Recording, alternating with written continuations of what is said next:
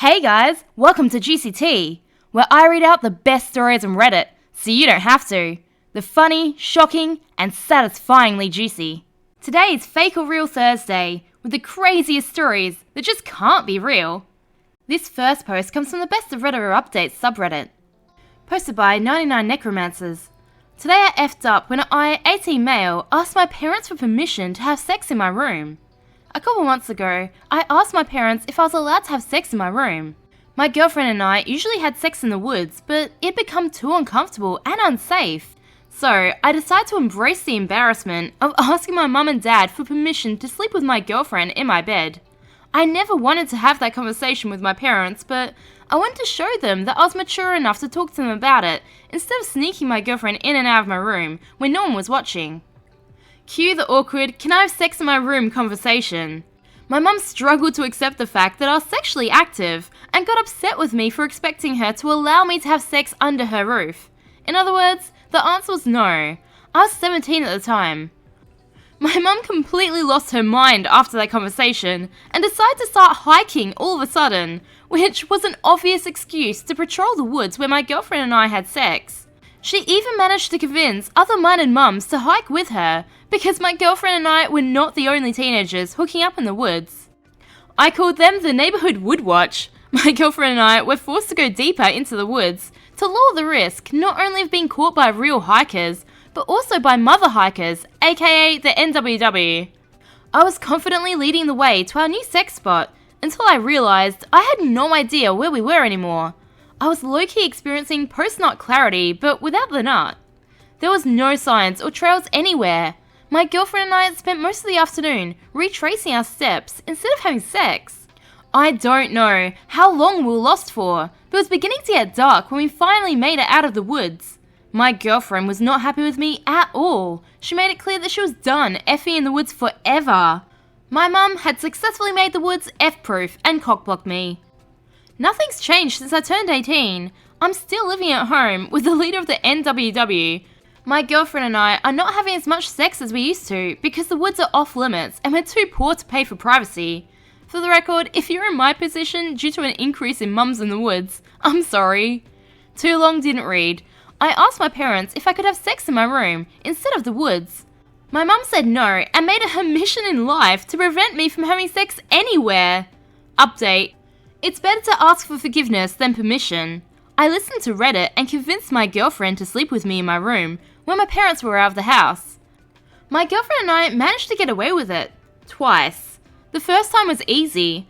My mum was dad's +1 to a business event that finished late enough for me to have sex in my own bed and cuddle afterwards.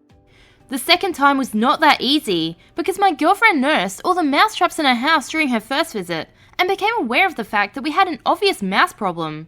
Her fear of mice, which I never even knew she had, was bad enough to override her desire to have sex with me inside my house. I suggested an alternative, my dad's 1989 Toyota Corolla that was gathering dust in our garage.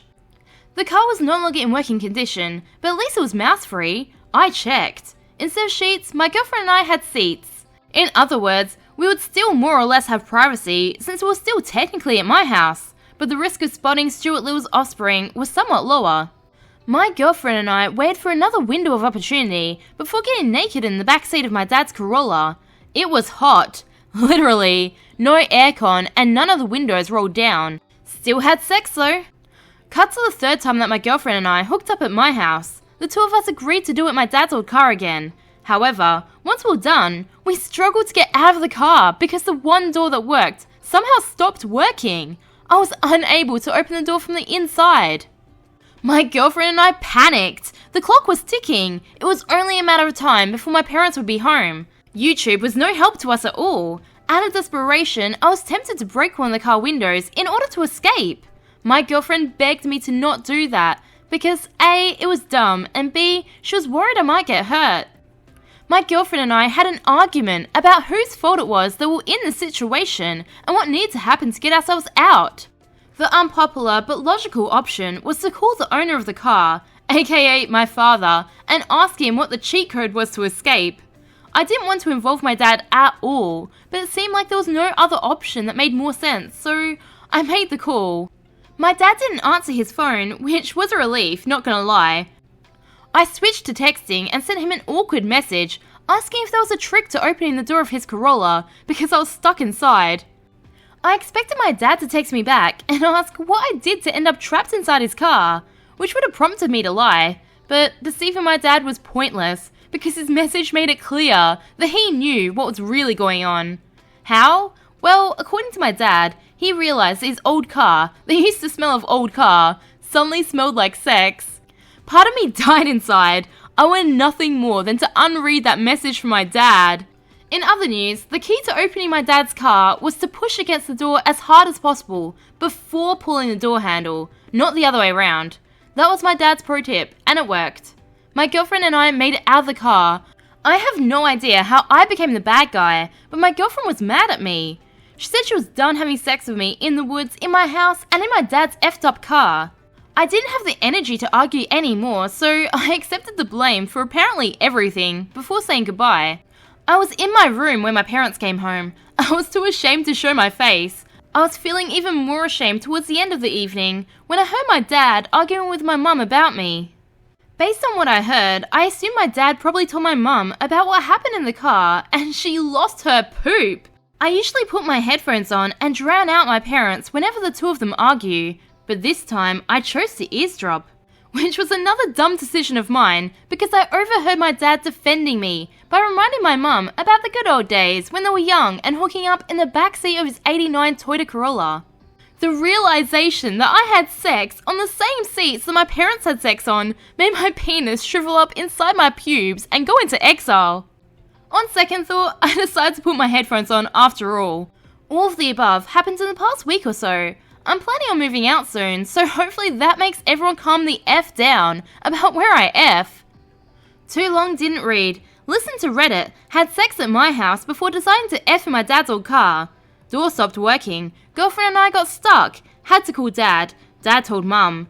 Girlfriend got mad at me. Mum got mad at me. Dad got mad at mum for getting mad at me. I found out that my parents had sex in the same car. Our next post comes from the AmItheAsshole subreddit. Posted by Bull Smuggler. Am I wrong for calling off our wedding after my sister-in-law shaved my beard? Me, 28 male, and my fiancé, 25 female, who we'll call Lexi, are a happy couple of 6 years and engaged for one. Or so I thought.